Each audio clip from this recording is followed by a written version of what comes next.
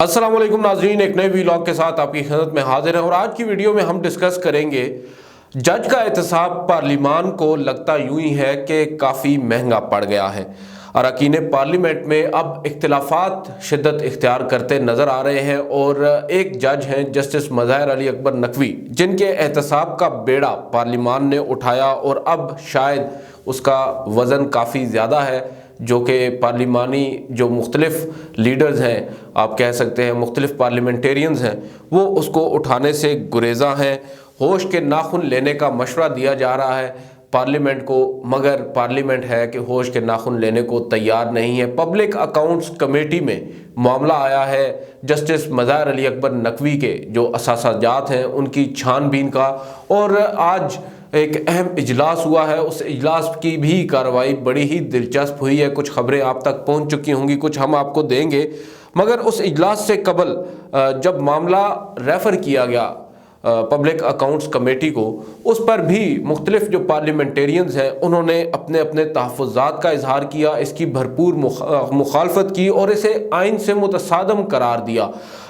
आपको अगर मैं बताऊं इस केस के या इस पूरे मामले के मेरिट्स को डिस्कस करने से पहले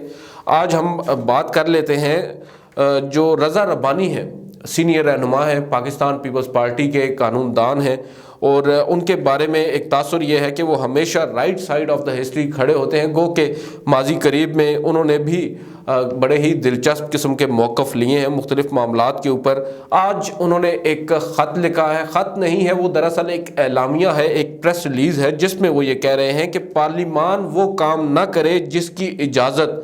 आइन पार्लिमान को नहीं देता। पब्लिक अकाउंट्स कमेटी अपने दायरा इख्तियार से तजावुज़ ना करे। उन्होंने ये कहा है कि अगर पब्लिक अकाउंट्स कमेटी एक सुप्रीम कोर्ट के जज के असासों की छानबीन करेगा या करेगी तो वो अपने दायरा इख्तियार से तजावुज़ करेगी। और उन्होंने ये भी कहा है कि जो सुप्रीम कोर्ट के दीगर मामलात हैं वो पब्लिक अकाउंट्स कमेटी ज़रूर देख सकती है। जो फाइनेंशियल मामलात हैं सुप्रीम कोर्ट के एज एन कॉन्स्टिट्यूशनल ऑर्गन, वो तो पब्लिक अकाउंट्स कमेटी देख सकती है, मगर किसी एक जज या जजेस के जो असासाजात हैं उनकी छानबीन का इख्तियार पब्लिक अकाउंट्स कमेटी या पार्लिमान को नहीं है। उसका इख्तियार रज़ा रब्बानी साहब ने तो यहाँ पर नहीं बताया, मगर हम आपको बताई दे देते हैं कि उसका इख्तियार सिर्फ़ और सिर्फ सुप्रीम जुडिशल काउंसिल को है। जस्टिस जो रज़ा रब्बानी साहब हैं वो यहाँ पर कह रहे हैं कि ट्राइकोटमी ऑफ पावर जो है उसको मेंटेन रखना पार्लिमान की ज़िम्मेदारी है। ट्राइकोटमी ऑफ पावर, ट्राइकोटमी जो है उसमें दरअसल तीन इंस्टीट्यूट्स आते हैं जिनको आप कह सकते हैं आइनी तीन इदारे हैं। एक है आपकी मुकन्नना, दूसरी है इंतज़ामिया जिसको हम एग्जेक्टिव कहते हैं, और तीसरी है अदलिया। और उन्होंने अब ये कहा है कि हमें एक दूसरे की जो जुरिस्डिक्शन है उसमें आप कह सकते हैं उसमें आपको इंक्रोच नहीं करना चाहिए। और इस वक्त जो मौजूदा इंट्रा इंस्टीट्यूशनल क्राइसिस है, जो इदारों के दरमियान एक आप कह सकते हैं एक बहरान की सी कैफियत है, उसके लिए अब इंस्टीट्यूशनल डायलॉग यानी इदारा जाती एक मनाजरे की ज़रूरत है, उस पर उन्होंने ज़ोर दिया है। और साथ साथ ये तजवीज़ रखी है कि पार्लिमान को इसकी पहल करना होगी। इस मुज़ाकराती अमल को, जो एक डायलॉग का प्रोसेस है, उसको शुरू करने के लिए पार्लिमान को लीड करना होगा और इस मामले को हतमी नतीजे तक पहुँचाना होगा। अब यहाँ पर जो इन्होंने ये बात की है इंट्रा इंस्टीट्यूशनल क्राइसिस की, दरअसल आपको भी मालूम है जो इस वक्त मुल्क की मौजूदा सियासी सूरत हाल है उसमें अदलिया और पार्लिमान दोनों आमने सामने खड़ी नजर आ रही हैं। चाहे पार्लिमान कोई कानून साजी करे और सुप्रीम कोर्ट उसको सेट असाइड कर दे एक अबूरी हुक्मनामे के ज़रिए, चाहे सुप्रीम कोर्ट एक फ़ैसला करे और पार्लिमान उसको मुस्तरद कर दे। ये जो एक क्राइसिस पैदा हो चुका है, इसको अब सीनियर पार्लियामेंटेरियन है रज़ा रब्बानी साहब, उन्होंने कहा है कि इसको एक डायलॉग के नतीजे में ही ख़त्म किया जा सकता है। मगर सवाल ये है कि ये डायलॉग इनिशिएट कौन करेगा? वो पार्लिमान जो एक जज जिसने हुकूमत की कुछ बातें मानने से इनकार किया है। गो के जस्टिस मज़ाहिर अली अकबर नकवी के ऊपर बहुत सी बातें की जा सकती हैं, उनके कंडक्ट पर बहुत सी बातें की जा सकती हैं, मगर यहाँ पर बात हो रही है असूलों की और आपके अपने इख्तियारात की। तो पार्लिमान के पास मेरी दानिश में, मेरी अंडरस्टैंडिंग में एज अ कोर्ट रिपोर्टर پارلیمان کا یہ اختیار نہیں ہے کہ وہ ججز کے اختیارات کی چھان بین کرے۔ اور دوسری جانب جو آئین کا آرٹیکل 209 ہے وہ واضح کرتا ہے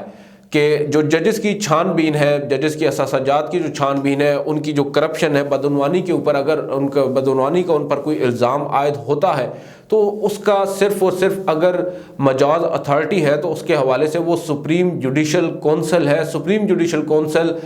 ججز کے حوالے سے چھان بین کا مکمل اختیار رکھتی ہے۔ اور دوسری جانب جو انڈیپینڈنس آف جوڈیشری ہے، عدلیہ کی آزادی جو ہے، اس کے بارے میں بھی اس کا جو ایک آپ کہہ سکتے ہیں جو چیپٹر ہے، اس میں بھی باضابطہ طور پر یہ لکھا گیا ہے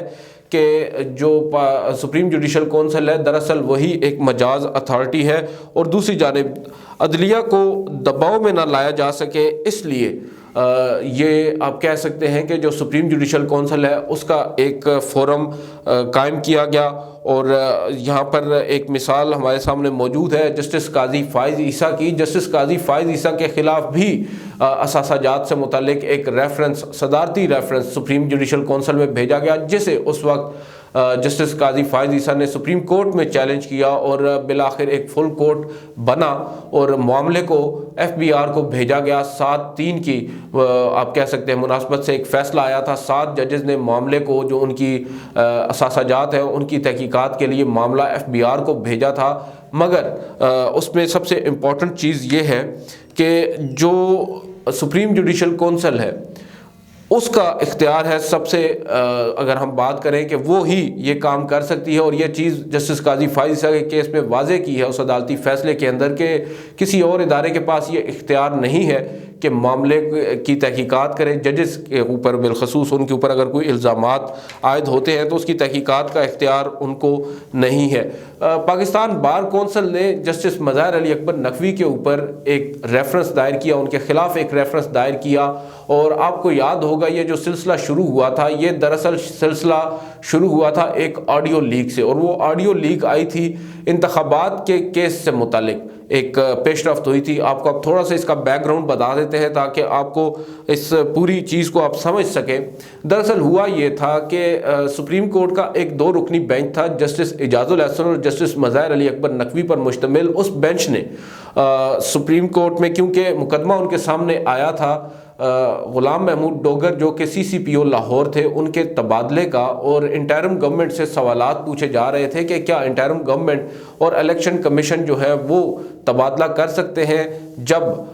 ایک انٹرم سیٹ اپ موجود ہو۔ اس دوران اس کیس کے اندر سپریم کورٹ نے جو الیکشن کمیشن آف پاکستان ہے ان کو طلب کیا تھا، اور بالآخر ہوا یوں کہ عدالت نے ایک نوٹ پٹ کیا چیف جسٹس آف پاکستان کو کہ انتخابات جو ہیں وہ نہیں ہو رہے، 90 روز کی ڈیڈ لائن جو ہے وہ مکمل ہونے کو ہے، مگر ابھی تک الیکشن کمیشن کی جانب سے تاریخ اناؤنس نہیں کی گئی، اس پر از خود نوٹس لیا جانا چاہیے۔ تو چیف جسٹس آف پاکستان کے پاس 2 آئینی درخواستیں بھی پینڈنگ تھیں۔ اس وقت کے جو اسپیکر تھے پنجاب اور خیبر پختونخوا کی اسمبلیوں کے، انہوں نے آئینی درخواستیں دائر کی تھیں، اور دوسری جانب ججز نے نوٹ بھی تحریر کیا تھا۔ اس نوٹ اور ان درخواستوں پر چیف جسٹس نے پوری جو ایک آپ کہہ سکتے ہیں الیکشنز کا کیس تھا اس کو انیشیٹ کیا تھا۔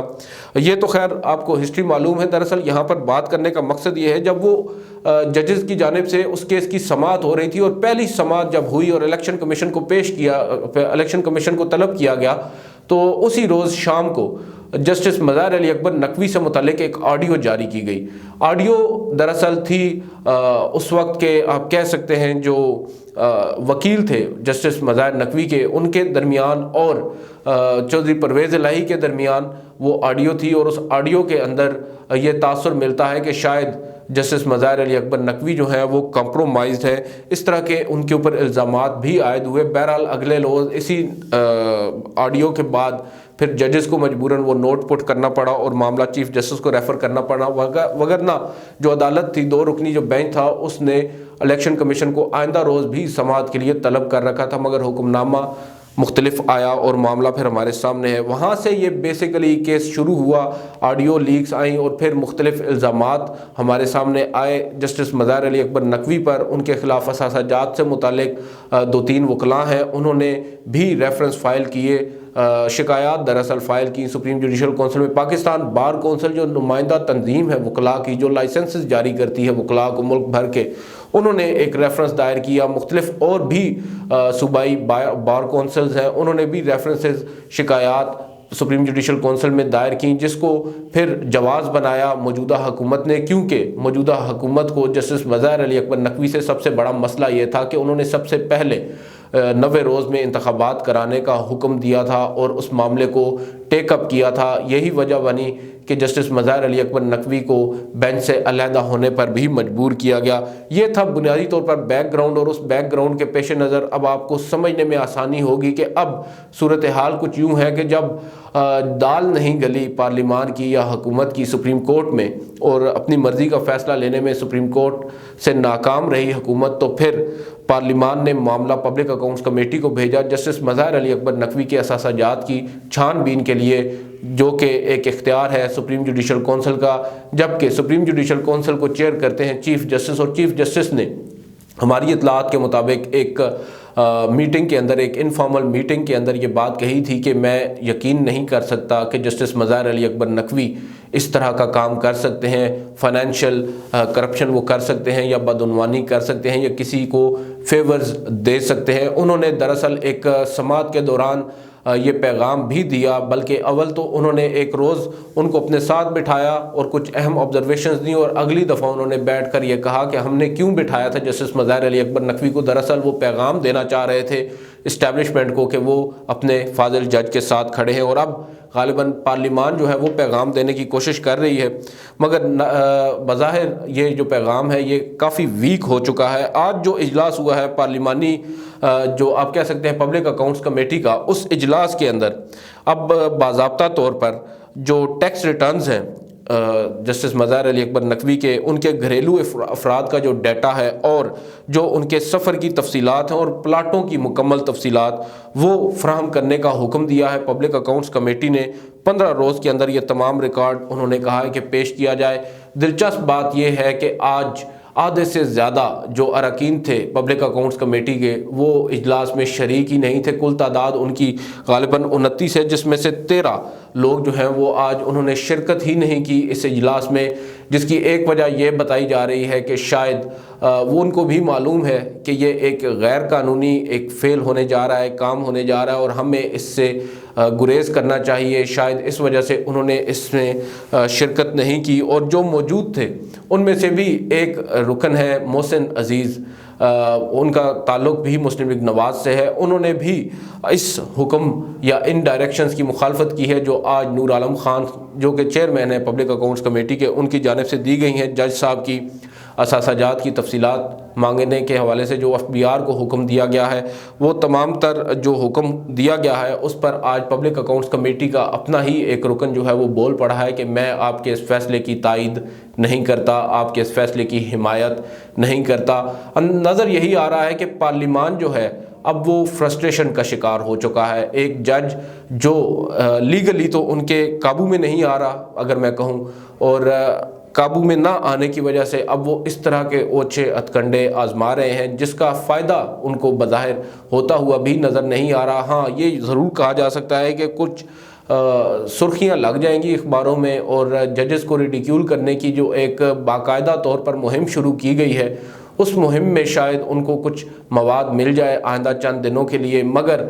लीगली इसके कोई भी इफ़ेक्ट्स हमें तो कम से कम नज़र नहीं आ रहे, और ये मामला ख़ुद ब खुद ही दम तोड़ जाएगा। सिर्फ़ और सिर्फ जज को एक रिडिक्यूल करने का तरीका है। और जस्टिस मज़ाहिर अली अकबर नकवी, क्योंकि ये मामला जो है आज का नहीं है, कई रोज़ से जस्टिस मज़ाहिर अली अकबर नकवी मौजूए बहस बने हुए हैं, उन पर मुख्तलिफ़ तरीक़ों से तनकीद की जाती है, उनको रिडिक्यूल किया जाता है, जलसों में उनकी तस्वीर लगाई जाती हैं। आज जस्टिस मज़ाहिर अली अकबर नकवी ने supreme court practice and procedure bill के अंदर प्रोसीजर बिल के ख़िलाफ़ जो आईनी दरख्वास्त ने उसकी समाअत के दौरान कुछ अहम ऑब्जर्वेशंस दी हैं, और बड़ी ही बढ़ चढ़ कर ऑब्जर्वेशंस दी हैं। और इससे अंदाज़ा यही होता है कि जस्टिस मज़ाहिर नकवी भी واضح کر رہے ہیں کہ وہ بلیک میل نہیں ہوں گے۔ دیکھنا یہ ہوگا کہ یہ معاملہ اب آگے کس حد تک جاتا ہے اور کیا جو کنفرنٹیشن ہے، ایک محاذ رائی ہے ججز کے درمیان اور پارلیمنٹیرینز کے درمیان، یہ ختم ہو پائے گی یا نہیں۔ جو رضا ربانی صاحب کی تجویز ہے، دیکھنا یہ ہوگا کہ پارلیمان کیا اس کو سنجیدگی سے لیتا ہے یا پھر یہ بس ایک ایسے ہی ہوگا کہ معاملہ آیا اور کارپیٹ کے نیچے اس کو دبا دیا جائے گا۔ آئندہ آنے والے دن کافی اہم ہے، صورتحال مزید بھی واضح ہو جائے گی۔ آج کی اس ویڈیو میں اتنا ہی، اجازت دیجیے، اللہ حافظ۔